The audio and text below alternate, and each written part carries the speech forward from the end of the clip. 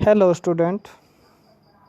हम fourth chapter औद्योगिकरण के युग के 3 पार्ट कर चुके हैं। लास्ट पार्ट पे हम हैं लघु उद्योगों की बहुतायत है। जो लघु उद्योग ज़्यादा संख्या में स्थापित किए जाने लगे उनके विषय में यहाँ बात की गई है।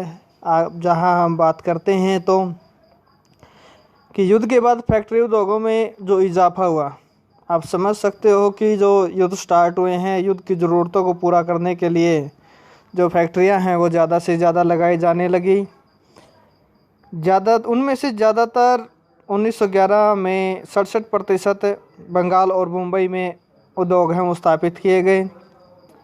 देश में छोटे स्तर का उत्पादन भी ज़्यादा देखने को मिला ऐसे समय में। और 1911 में 5% और 1931 में 10% ये संख्या रही है, जहां बाकी के जो मज़दूर हैं वो गली मोहल्ले में छोटी छोटी वर्कशॉप में काम करने वाले रहे हैं। यहाँ पे हथकरघा उद्योगों की बात यहाँ की गई है। और हथकरघा उद्योग जिनमें हाथ से जो कार्य हैं वो निर्मित किए गए हैं, लेकिन जो मशीनों से जो कार्य किया जाता था उनमें कुछ समस्याएं व्यवसायियों के सामने आती रहती थी, जिसकी वजह से हाथ से कार्यों को ज़्यादा महत्व दिया गया है यहाँ पे। और आगे हम बात करें तो एक शब्द आएगा फ्लाईस्टल कि फ्लाईस्टल क्या है। शॉर्ट क्वेश्चन भी बन जाता है कई बार कि फ्लाईस्टल यह रस्सी और पुलियों के सहारे चलने वाला यांत्रिक औजार है जिसका बुनाई के लिए इस्तेमाल किया जाता है। और यह क्षैतिज धागे आप कह सकते हो, जो ताना होता है उसको लंबवत धागे में पिरो देती है। किस तरह से, जैसे हम दरियाँ जो बनाई जाती हैं, जो गलीचे जो जिनका निर्माण किया जाता है आपस में, इस तरह से यहाँ दिखा गया है कि हाथ से बुना जो कपड़ा यहाँ दिखाया गया है महीन, तो इस तरह से यहाँ पे तो ये फ्लाईस्टल रही है जिसका यहाँ जिक्र किया गया है। जो हथकरघे हैं उन पर इस तरह के आविष्कारों को अपनाया गया है। और 1941 तक बात करें तो भारत में 35% से ज़्यादा हथकरघे हैं, उनमें जो फ्लाईस्टल लगे होते थे। आगे हम अगर बात करें इस टॉपिक पर तो इसमें आगे हम जहां बात करते हैं कि जो प्रतिस्पर्धा का यहाँ कुछ सामना करना पड़ा है इन हथकरघा उद्योगों को, इनमें 2 तरह के जो कपड़ों का निर्माण किया गया है।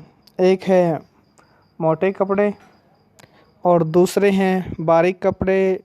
रेशम आप समझ सकते हो, यहाँ जो सूती कपड़े हैं, बारीक कपड़े और मोटे कपड़े रहे हैं। मोटे कपड़े अक्सर है जो वो अमीर तबका, अमीर वर्ग है ही खरीद पाता था। और बारीक जो कपड़ा होता था, बारीक धागे से जो बना कपड़ा होता था, उसे अमीर लोग खरीदते थे, उसे पहनते थे, क्योंकि उसकी कीमत है कहीं ज़्यादा होती थी। और जब कभी भी विकट परिस्थितियाँ उत्पन्न हो जाती थी तो गरीब लोग हैं उस कपड़े को नहीं खरीद पाते थे, लेकिन अमीर अक्सर जो वो खरीदते रहते थे। उनकी स्थिति पर किसी प्रकार का कोई प्रभाव ज़्यादा है वो देखने को नहीं मिला उस समय में भी, और आज के समय में भी हमें ज़्यादा अमीरों पर प्रभाव देखने को नहीं मिलता है। जहाँ अगर हम फिर बात करें आगे कि वस्तुओं के लिए बाज़ारों के निर्माण की बात की गई है। आज के लिए जो एडवर्टाइजिंग का जो माध्यम है वो सारा इलेक्ट्रिक मीडिया है, ई कम्युनिकेशन है।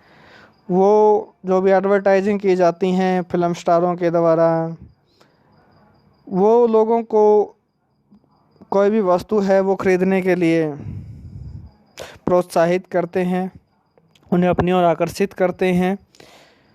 तो वो एडवर्टाइजिंग का माध्यम था। लेकिन एक ऐसा भी समय रहा है जब ये फिल्म स्टार नहीं रहे हैं, तो लोगों को कोई भी वस्तु खरीदने के लिए कौन जो अपनी ओर आकर्षित करता था वो यहाँ दिखाए गए हैं। अक्सर आपको जो पहली तस्वीर है, इसमें कुछ पिक्चर हैं, तस्वीरें हैं, आपको दिखाई दे रही है। भगवान कृष्ण के बाल रूप को दिखाया गया है जो ग्राफ पेपर कैलेंडर है। MV धुरंधर का, जो 1928 में बनाया गया है। तो ये यहाँ से शॉर्ट क्वेश्चंस की भी संभावना आ जाती है, कई बार छोटे क्वेश्चंस की। जो ग्रेप पाइपर कैलेंडर पर किसकी तस्वीर थी? श्री कृष्ण के बाल स्वरूप की थी। उसे बनाने वाले कौन थे? MV धुरंधर की बात आती है। तो इस तरह के यहाँ शॉर्ट क्वेश्चंस भी बन जाते हैं। दूसरी अगर हम बात करें मैनचेस्टर के लेवल की, तो लेबल आप समझ सकते हो, मतलब जैसे मेड इन इंडिया, तो वो क्या है? लेबल है किस्म से जिसकी पहचान होती है कि किस देश से बना हुआ ये कपड़ा है, किस देश का ये प्रोडक्ट है, उत्पाद है, वो बात है यहाँ उसकी पहचान के लिए होता है। और मैनचेस्टर के लेवल पर महाराजा रणजीत सिंह का जो चित्र है वो दिखाया गया है। एक में देवी देवताओं में कार्तिक, लक्ष्मी और सरस्वती जी को दिखाया गया है। तो ये बातें यहाँ दिखाई गई हैं। तो ये लोगों को अपने ओर आकर्षित करने के लिए विज्ञापन रहे हैं। जहाँ फिर आगे हम बात करें, हम देख चुके हैं कि किस तरह ब्रिटिश निर्यातकों ने भारतीय बाज़ार पर कब्जे के प्रयास किए हैं। भारतीय जो बुनकर रहे हैं या दस्तकार रहे हैं, जो उद्योगपतियों ने औपनिवेशिक नियंत्रण का विरोध भी किया, आयातित जो शुल्क की सुरक्षा के लिए उन्होंने आवाज़ भी उठाई, लेकिन वो यहाँ सफल नहीं हो पाते हैं। नए उपभोक्ता पैदा करने का एक तरीका है वो विज्ञापनों का है, जहाँ यहाँ बात की गई है। क्योंकि विज्ञापन क्या करते हैं? लोगों की सोच बदल देते हैं।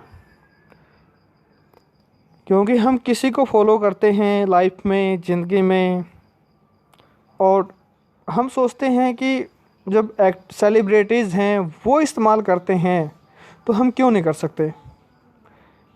और जहाँ रियलिटी है वो कोई भी वस्तु इस्तेमाल करते हैं तो कम से कम डॉक्टर से 100 बार सलाह लेते हैं। वो अपने आप को केयर के लिए इतनी जो डॉक्टरी सलाह लेते हैं, लेकिन हम उनके कहने पर से कोई भी प्रोडक्ट हम उसका इस्तेमाल कर लेते हैं। यहाँ तक कि खाने की वस्तुओं को, तो उन्हें भी हम इस्तेमाल करते हैं क्योंकि उन्हें उनके पैसे मिलते हैं और हम उनके लिए बाज़ार का कार्य करते हैं वस्तुओं के लिए। टेलीविज़न पे है, रेडियो में है, या फिर इंटरनेट वगैरह है, जो टीवी सीरियल्स पे प्रोग्राम आते हैं उनके बीच में जो बहुत सारी एडवर्टाइजिंग आती है, अखबारों में एडवर्टाइजिंग चलती है। तो ये क्या है? लोगों को अपनी ओर आकर्षित करने का एक विज्ञापन क्या है यहाँ पे माध्यम दर्शाया गया है। और जो लेबल के तौर पे यहाँ वो चीज़ें दिखाई गई हैं, यहाँ पे सनलाइट साबुन का दिखाया गया है। कैलेंडर 1934, यहाँ पर भी शॉर्ट क्वेश्चन बन जाता है कई बार। 1934 में जो विज्ञापन के लिए प्रसारित सनलाइट कैलेंडर है उस पर किसकी जो तस्वीर रही है वो बात आ जाती है, भगवान विष्णु की आती है, जो आसमान से रोशनी लाते हुए उन्हें जो दिखाया गया है। तो ये बात यहाँ की गई है। उसके बाद जहाँ हम बात करें जो कैलेंडर वगैरह हैं जो प्रसारित किए गए हैं, उन कैलेंडरों में आप देखते हो कि जो पत्रकार जो पढ़े